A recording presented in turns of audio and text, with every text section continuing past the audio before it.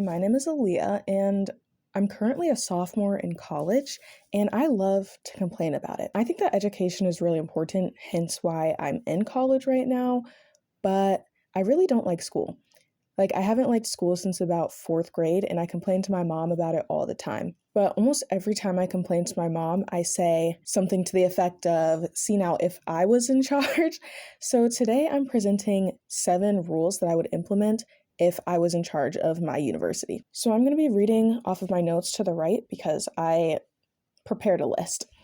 So, rule number 1, all professors must post their syllabus, all assignments, and all online exams on whatever your school uses, D2L, Canvas, etc., at least 1 week ahead of the first day of classes.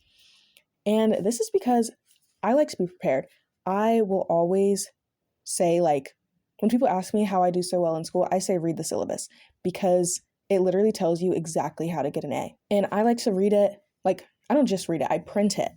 I like to print them and highlight everything that I find important.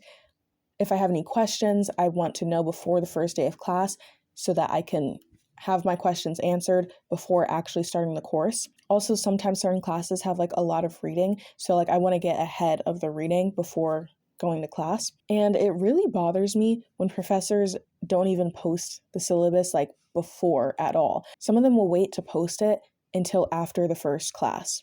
And I'm like, why didn't you post it before? I also think that having the syllabus before the class actually starts will give you more time to review it and make it easier for you to decide if the class is for you or not, because the add drop period is really short, honestly. So I think being able to see the syllabus beforehand and then like getting into the class would make it easier to make a decision on whether you want to continue with the class or drop it so that you don't miss the deadline. And then for the assignments as well, like sometimes professors just be forgetting, and I'm like, if you just posted it all at the beginning of the year, everything would be on there. So students aren't emailing you like, hey, where's the assignment that you said that we had to do in class today? And then for exams, kind of the same principle as the assignments, but with exams, it's a lot more stressful. Like my very first semester, almost all of my final exams were online. So I went home and I live like 3 hours away from my school. And once it was time for the exam to open, I log on. I'm waiting for the exam to open, except not even open, for the exam to be posted. The exam wasn't even there, like online. So I wait like 15 minutes and it's still not there. So I'm freaking out. I'm emailing the professor and I'm just waiting and waiting and waiting. It wasn't until like 45 minutes to like an hour after the exam was supposed to start did he post the exam and have it open for us to take. So yeah, posting everything in advance I think would just make things run way more smoothly and give students a better idea of like what they're getting into with a class. Okay, rule number 2, all syllabi must have a clear grading scale for the course.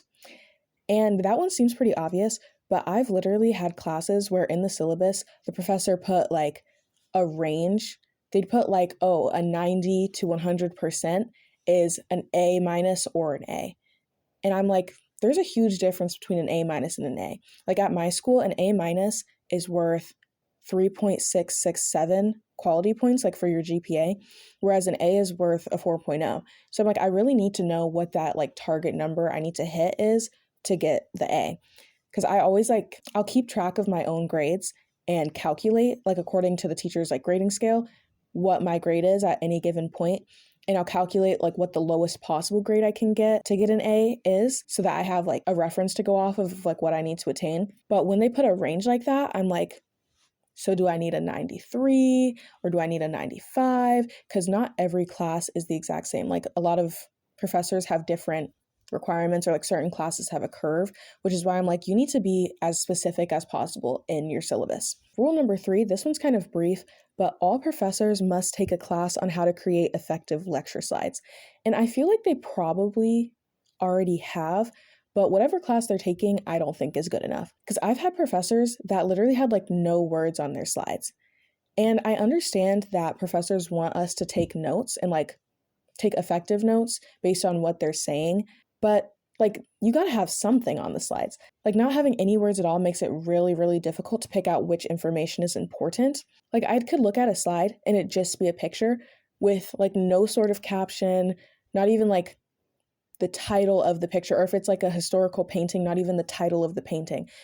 So it's like I can't even tell what this is a picture of or a painting of, or it'll be like a picture of a person and they didn't even put their name on the slide.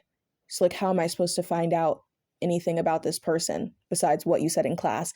And that's if I like took notes on that specific thing you said in class, because professors be yapping, honestly. So there's so much that they're saying, a lot of which isn't going to be relevant for like exams or just like general knowledge you even really need to know. So put words on your slides, please. And then rule number 4, the next thing for slides is that I think all professors should post their slides online. And like I said, I know they want us to take notes, but what if I want to review it later? Or what if the way that I want to take notes is to annotate the slides that you already gave us? Like, it just makes it a lot easier when they post the slides online. Okay, number 5, this was something that like really drove me up a wall this year. So I think that if a professor offers extra credit, they must be required to fully apply the extra credit, even if that means giving scores above a 100%. Because I really hate when professors offer extra credit, but then don't actually fully commit to it. There have been multiple instances where like I did an assignment and I got like, I don't know, say a 98%. And they say the extra credit is going to be like, I'll add 5%. But they only actually add 2% to my grade and cap it at 100. And I asked one of my professors, like, why can't you just give me over the 100%?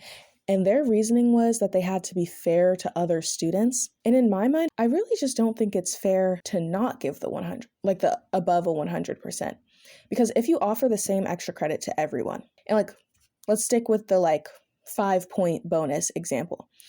If you give an extra credit assignment that's worth 5 points, and I do the extra credit assignment, I do the same work as someone else, but you only apply 2 bonus points to my exam, and you apply 5 bonus points to their exam, is that not unfair because we did the same work, but they got more points added than I did? So then that goes into my next rule, which would be that the grading scale at my university would include an A+, which would be a 4.3 for your GPA. The highest grade you can get at my school is an A, but I feel like if there's a B+ and a C+, I feel like there should be an A+ too. And especially if we were applying my 5th rule about fully applying extra credit, even if that means giving scores over 100%. Like, I have finished classes with over 100% where professors fully applied the extra credit, but when it goes to my, like when they put the grade in, they cap it at 100% and it's just an A. But I'm like, if I did all that extra work and got a score over 100%, I feel like that should be reflected in my GPA. And it doesn't even just have to be over 100% as an A+.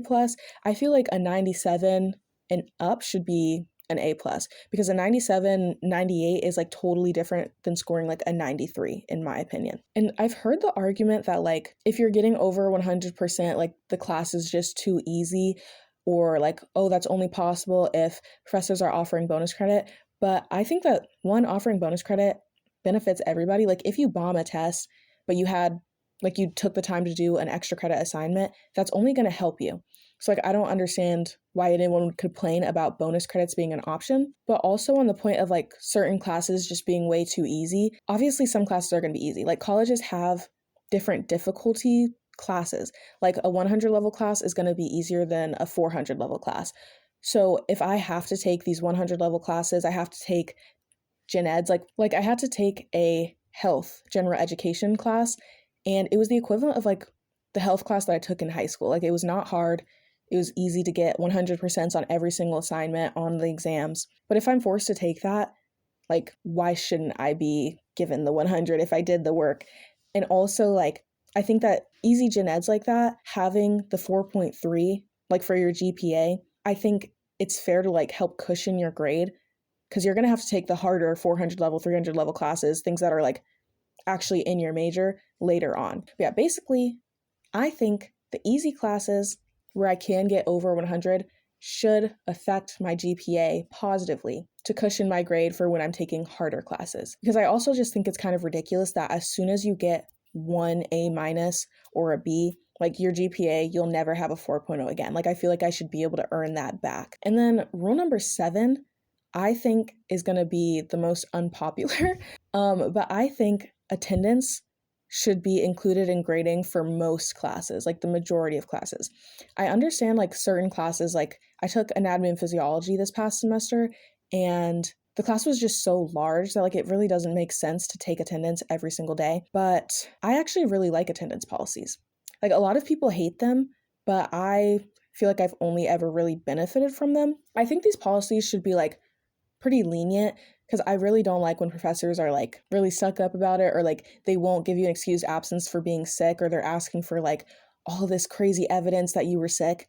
When it's like sometimes people just get sick and that shouldn't hurt your grade. But most of the time, I've really only benefited from attendance policies. A lot of people think that, especially in college, you should have the freedom to skip class if you want, and that the only consequence you should have to face is making up the work. And that, like, if you can get the work done, it shouldn't matter that you weren't there. Like, your grade shouldn't be penalized as long as you get the work done. And I agree to a certain extent, but I'm like, professors make their policies clear at the beginning of the year, like at the beginning of the semester. It's in their syllabus. And if you choose to skip, like, you just have to accept that that's one of the consequences. You know what I mean? And then just me as a person, like, I don't skip class. Like, it's actually kind of a problem. Like, I could literally be on my deathbed and I will still get up and go to class because I'm so like terrified of missing something and falling behind. But aside from like that personal problem I have, I've also just never really understood skipping class. Like, a lot of people do it so not leniently. Like, a lot of people do it so flippantly. And I'm like, you realize that we're paying thousands of dollars to be here, like, just to take these classes. Like, I feel like it's the least you can do to show up. Like, we're paying thousands of dollars. Most people are taking out loans that they're going to have for like the next 20, 30 years of their life just for you to skip the class that you're literally paying to be at. It just doesn't make sense. And then earlier I said that I feel like attendance policies benefited me. And I stand by that, because a good attendance policy can really keep your grade afloat. Like, I've heard people complain about professors who put so much weight on exams. Like, some classes, they'll literally do like your midterm is worth 50% of your grade and your final is worth the other 50%. But if you have an attendance policy, that's taking up like, I don't know, say 15 to 20% of your grade, that all you have to do is show up to get those points added to your grade. Like, I feel like it really only helps. And then I also had a professor who had a policy where he would take attendance 15 times throughout the semester, like random times. But attendance in your final grade was only worth 10 points. So if you were there at least 10 times, you got full credit for attendance, and you had 15 freebies. Like, if you missed it, it doesn't negatively affect your grade. But if you were there for those extra 5 times, it was 5 bonus points added onto your grade. And because of that policy, I only needed to get 15 out of 25 points on my final to pass the class with an A. So I really think that like attendance policies can benefit you, and going to class is like kind of the easiest part of college, in my opinion, unless you have an 8 a.m.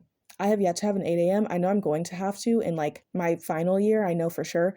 But as long as it's not an 8 a.m., it's really not that hard, in my opinion, to get up and go to class. But yeah, so those are all 7 rules that I would implement if I were in charge of a university. Let me know in the comments if you agree or disagree with any of these. And if you like me and my channel, I hope you subscribe, like my videos, and that's all.